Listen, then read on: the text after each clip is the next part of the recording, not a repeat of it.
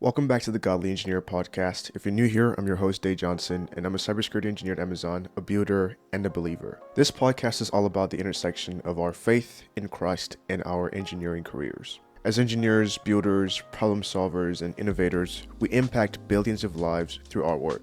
But as Christians, we're called to something deeper, to work and live in alignment with God's word for his plans and purpose for us, and to walk in his wisdom. And in this season of the podcast, we're exploring wisdom, godly wisdom as outlined in the amazing book of Proverbs. In the last episode, we discussed the 6 blessings of wisdom every engineer needs. And in today's episode, we're diving into Proverbs chapter 3, where we see an interesting pattern regarding the virtue of wisdom. This chapter has a sort of request and result, or in this case, reward structure, which I find kind of fascinating as it relates to web architecture, but I'll spare the tech talk for now. So, in this episode, I want to highlight 7 things that wisdom requests of us according to Proverbs chapter 3, and alongside that, the results of us as godly engineers taking up those requests from wisdom. The first request is to listen to instructions. Let's look at it in verses 1 and 2. And it says, "My son, always remember what I have taught you.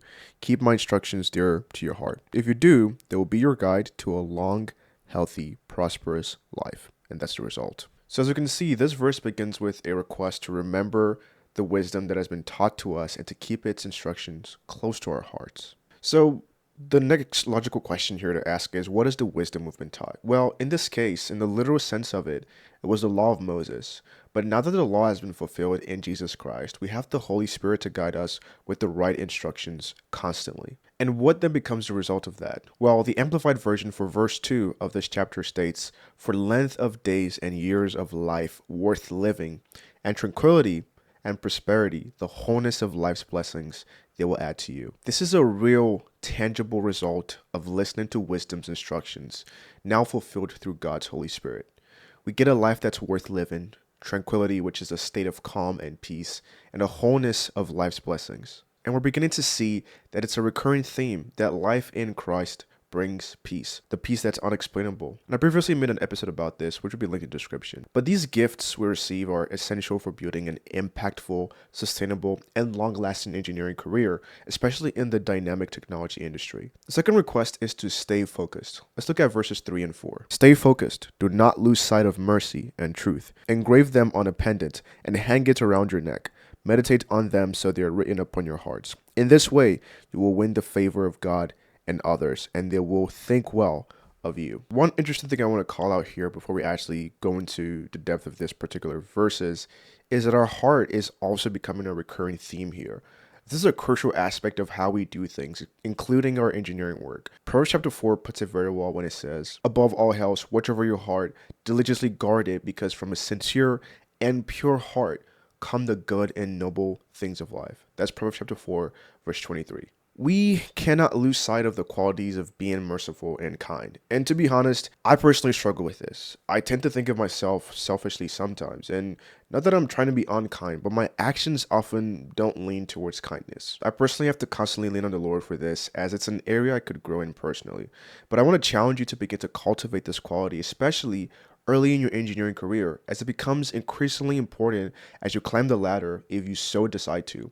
Even more so if you're into engineering management. And the result of these qualities is also glaring. You will win the favor of God and others, and it will think well of you. And this is very far from people pleasing. It's more about truly being kind and merciful, which are traits that are severely lacking in the world that we live in today. The third request is to trust God. Let's look at verses 5 and 6. "Place your trust in the eternal. Rely on him completely. Never depend upon your own ideas and inventions. Give him the credit for everything you accomplish, and he will smooth out and straighten the road that lies ahead." Goodness.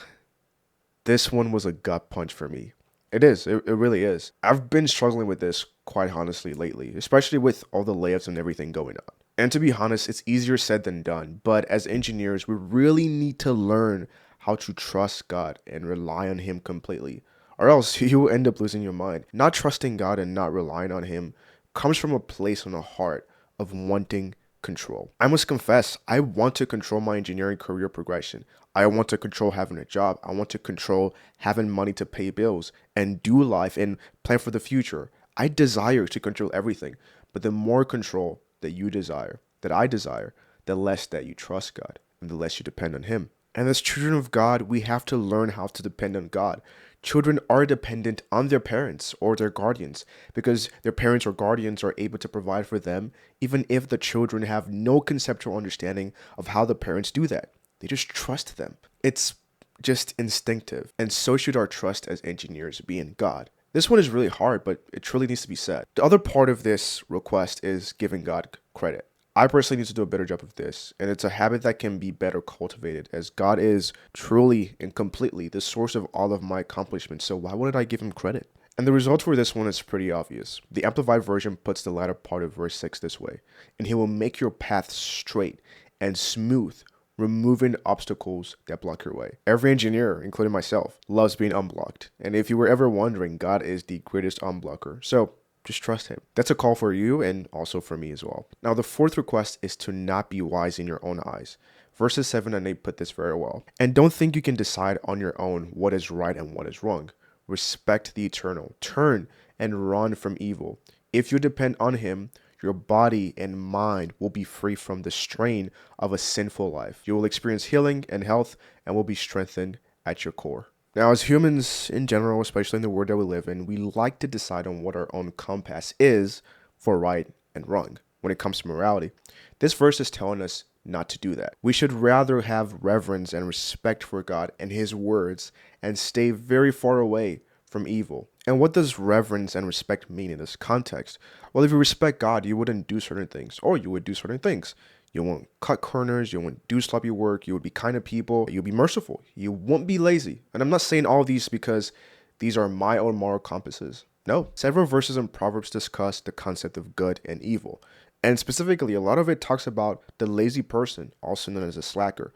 It's there in Proverbs chapter 10, verse 4, Proverbs 18, 9, Proverbs 12, 24, Proverbs 18, 9 to 10, Proverbs 10, verse 5. It's all over the book of Proverbs. And these are all ways that God is telling us not to be sloppy, not to be lazy, and not to be slackers. Now, laziness is just one of them. Laziness is not the only way that we can be disrespectful to God, but it's a starting point for us to start thinking about what does it really mean to respect God in everything and to have reverence for him in our lives and in our work. Also, the beauty of this verse is it highlights a point of dependence in God, just like verse 5. But this time, the reward is freedom from sin, healing, health, and strength. And this recall, this repetition of dependence of God, I think goes to show the emphasis of God and wisdom really wanting us to rely on God and not on our own understanding. The fifth request is to give God your best. Let's look at verses 9 and 10. Pay tribute to the eternal in all of your affairs.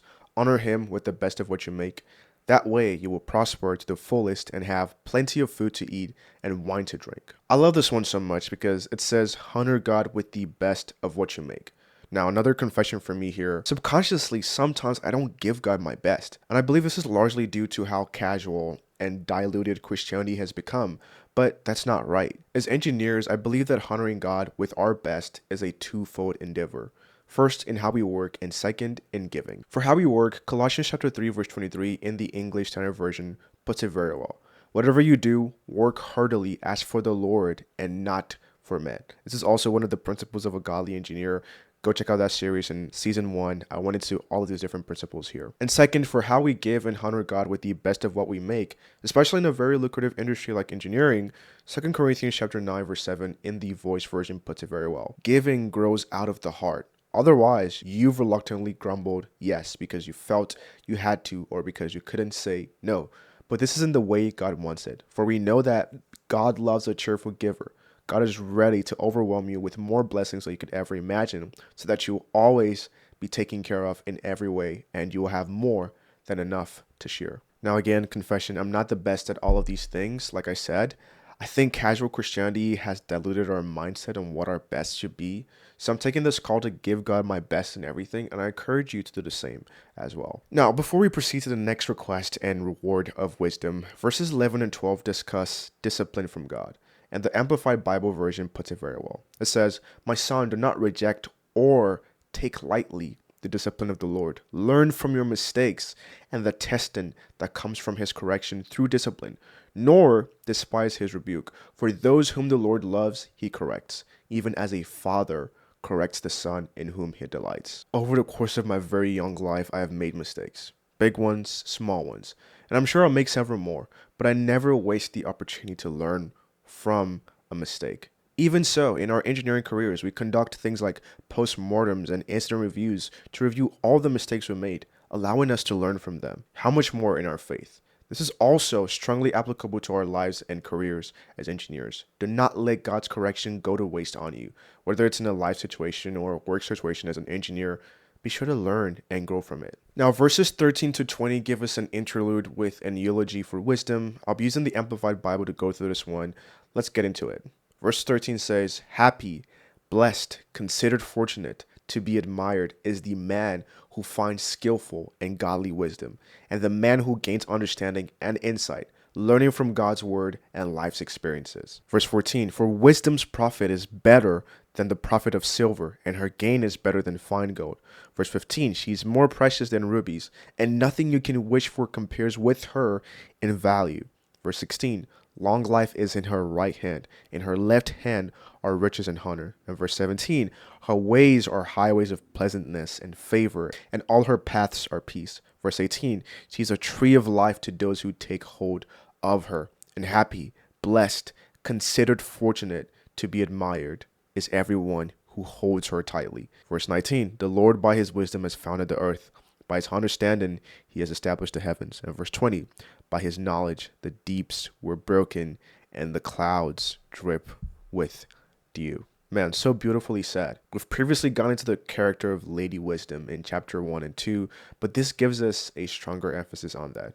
Go check out the previous episodes on that. But the verse that brings me joy as I pursue after wisdom and truly seek God for it and truly seek it is the one that says, "Happy, blessed, considered fortunate, to be admired is the man who finds skillful and godly wisdom, and the man who gains understanding and insight, learning from God's word and life's experiences." There, wisdom comes from God's words and life's experiences, where we learn from our mistakes and from God's discipline, like we saw earlier on. But beyond that, what a reward to be blessed, considered fortunate, and admired when you, as an engineer or whatever aspect of your life, find skillful and godly wisdom. What a blessing. And this means that you need to seek it. And it's great that it's not hidden, because wisdom is constantly yelling at us every day, as we saw in chapters 1 and 2. So go find it. Like I said, be sure to check out the previous episodes for the breakdown on that. There'll be a link in the description and show notes. Now let's go to the remaining portion of this episode. The sixth request is to never lose sight of wisdom. Verses 21 and 24 tell us not to lose sight of wisdom and knowledge, and to make decisions out of true wisdom, and to guard our good sense. And what's the reward? It will be life to our souls, which signifies our inner self, and a gracious endowment or fine jewelry to our neck, which signifies or represents our outer self. Furthermore, it tells us that we'll walk with assurance and security on our life's journey, and our minds will be clear and free from fear. Now, I don't know about you, but one of the best things you can ever have as an engineer is clarity of mind. This could either make or break your work day or your entire career. And when we lose sight of wisdom, we give up that clarity and ultimately pay the price. Again, seek wisdom and keep your sight on it. Don't lose sight of wisdom. The seventh and final request is to stay calm. Verses 25 and 26 say, "Stay calm. There is no need to be afraid of a sudden disaster, or to worry when calamity strikes the wicked." Verse 26 says, "For the Eternal is always there to protect you. He will safeguard your each and every step." I've come to find that a recurring theme in the Bible and in Proverbs is to stay calm, to not be afraid, to not fear. But why? Why are we always being told to stay calm? If you haven't noticed, there's always a reason not to be calm. Is it wars? Is it layoffs? Is it economic instability? Is it government shutdowns? Is it social issues? Or even in your engineering work, is it incidents? Is it failed projects? Is it pressure from leadership? At every given time, there's a reason to not be calm. But as Christians and godly engineers, we need to build the muscle of staying calm, me included. And we can do this because we know that our assurance is in God's protection and his ability to keep us safe. Now, the remaining verses from 27 to 35 are words of caution and a few more instructions I believe are worth reading. Definitely take the time to study them during your quiet time. Now, this is the reflection portion of the podcast, and I want you to take a moment to pause and reflect on where and how wisdom is trying to guide you and provide you with instructions. If it is, are you following it? Are you listening to God's instructions? Are you staying focused? Are you trusting God? Are you not being wise in your own eyes? Are you giving God your best? Are you learning from your mistakes and God's discipline? Are you keeping your sight on wisdom? Are you staying calm under pressure? I'll be the first to say no, a huge no. I have a long way to go, and I need God's help with this. If you do as well, let us know in the comments below. And with that being said, thank you so much for tuning into this episode of the Godly Engineer Podcast. If this episode encouraged you, share it with another engineer or student who's navigating their own journey of growth. This podcast grows by word of mouth, and the Christian faith is a go and tell faith. So, like the episode, leave a 5-star rating if you're listening on Spotify or Apple Podcasts. Drop a comment down below or a DM. And until next time, God bless you, and I'll see you in the next episode. Bye-bye.